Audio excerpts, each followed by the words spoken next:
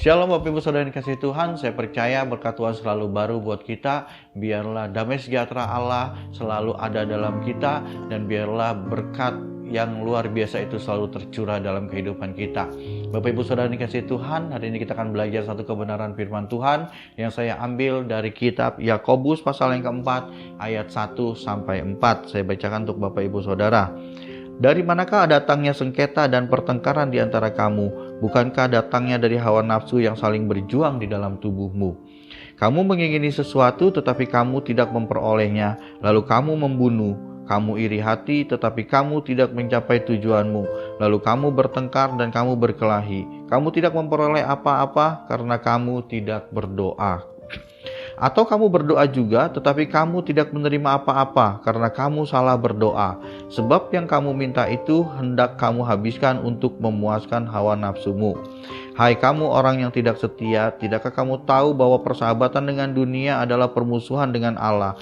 Jadi barang siapa hendak menjadi sahabat dunia ini, ia menjadikan dirinya musuh Allah. Bapak Ibu Saudara yang dikasihi Tuhan, Alkitab jelas mencatat bahwa ketika kita bersahabat dengan dunia, kita akan menjadi musuhnya Tuhan. Di ayat 4 dikatakan bahwa ada orang-orang yang tidak setia, maksudnya adalah orang-orang yang berselingkuh secara rohani atau orang yang tidak percaya akan kuasa dan mujizatnya Tuhan. Bapak Ibu Saudara yang dikasihi dalam Tuhan, ada dua hal yang bisa kita pelajari tentang berdoa dalam ayat yang kita baca tadi. Yang pertama adalah orang yang berdoa yang punya keinginan tapi tidak punya iman sehingga tidak berdoa. Saya ulang, orang yang punya keinginan tetapi tidak punya iman sehingga tidak berdoa. Bapak Ibu Saudara yang dikasihi Tuhan, kita manusia selalu punya keinginan.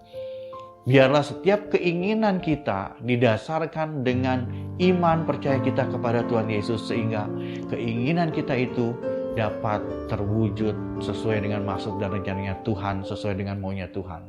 Ketika kita punya keinginan dan kita tidak punya iman, maka segala keinginan kita itu pun tidak akan terwujud. Bapak Ibu Saudara yang dikasihi Tuhan, Filipi 4 ayat 6-7, janganlah hendaklah kamu khawatir tentang apapun juga, tetapi nyatakanlah dalam segala hal keinginan kepada Allah dalam doa dan permohonan dan ucapan syukur. Damai sejahtera Allah yang akan melampaui segala akal akan memelihara hati dan pikiranmu di dalam Kristus Yesus. Janganlah hendaklah kamu khawatir tentang apapun juga, Bapak Ibu. Ini bicara tentang segalanya, semuanya, apapun juga. Baik itu kebutuhan kita, baik itu makan kita, baik itu apa yang kita pakai, apa yang kita makan, apa yang kita minum. Itu bicara semua, Bapak Ibu Saudara.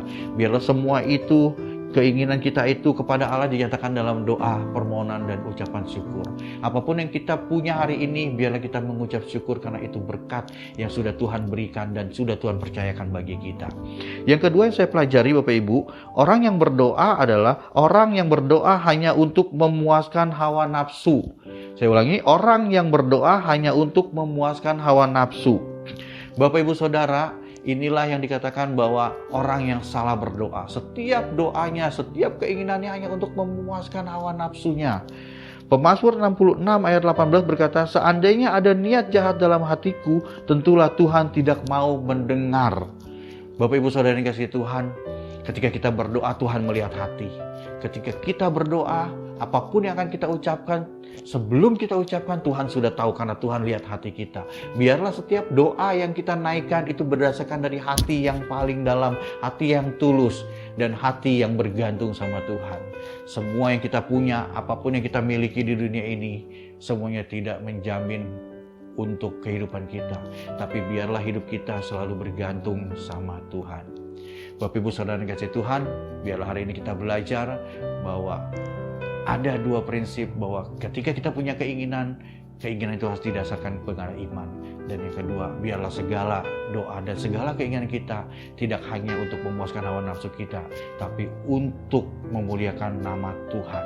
Biarlah kita semua mulai hari ini memiliki komitmen untuk kita selalu berdoa kepada Tuhan. Karena doa bukan sekedar keinginan atau permintaan atau permohonan kita kepada Tuhan, tapi doa merupakan hubungan pribadi kita dengan Tuhan.